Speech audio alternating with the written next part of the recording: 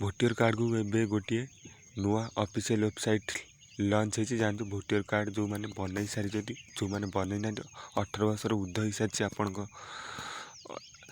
voter card कहीं बनई ना आप बनई पारे यही वेबसाइट रे लॉगिन करूँ भोटर पोर्टाल लॉगिन कले application form download election roll track application status check करें आपण ये ऑफिशियल वेबसाइट रे सब किसी करें इनफॉरमेशन टी भल लगी वीडियो गोटे लाइक करें नुआ नुआ गवर्नमेंट अपडेट ये चैनल माध्यम पाइपर